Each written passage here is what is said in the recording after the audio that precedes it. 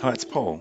Let's look at lactational change in breast FNA. So we see this in pregnant patients and in breastfeeding patients.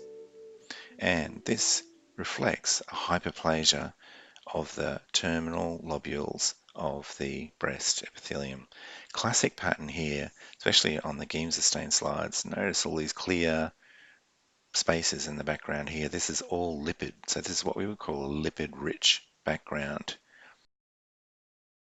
And then classically in the background we see both bare nuclei and ones with cytoplasm that are fairly large and round. And it's hard to see on a Giemsa, but on the PAP we'll be able to see they have prominent nucleoli. And so these are quite fragile cells. That one there has got cytoplasm.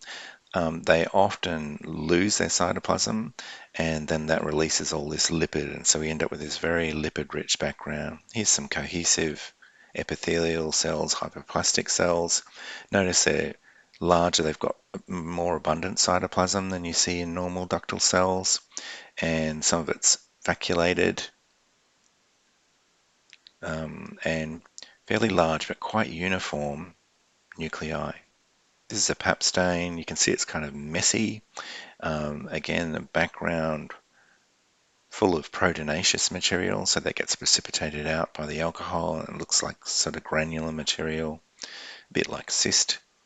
And then these are the epithelial cells. You can see they're vacuolated. They have large nuclei, prominent nucleoli, very smooth nuclear membrane, and fairly uniform in size.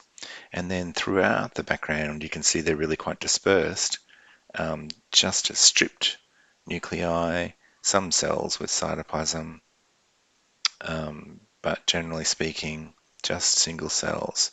Here's like a little lobular unit that's been sucked out, and you can see same features in it. So they are epithelial, they're cohesive, they have prominent nucleoli, and so this is like that hyperplastic terminal lobular unit that's been removed.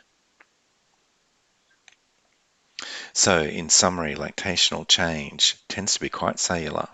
The worrying thing cytologically is that often it is composed of lots of dispersed epithelial cells. Remember, cohesion is usually a key benign feature. But these cells have quite vacuolated cytoplasm, and although they have enlarged nuclei, they tend to be quite uniform in size and shape, and that being nice and round, and they nearly always have a single central largish nucleolus. Background material is quite helpful. It's usually lipid rich, which looks like clear bubbles on the Giemsa, but sort of proteinaceous material often on the PAPs.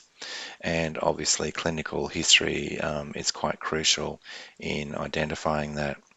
So this again can be a cause of false positive diagnoses because of that dispersion and the enlarged nuclei, but it is a well-known trap, and so it's important to correlate clinically. Having said that, there are occasional cases that are seen that are malignancies in pregnancy, and so you've got to be careful not to underestimate that as well.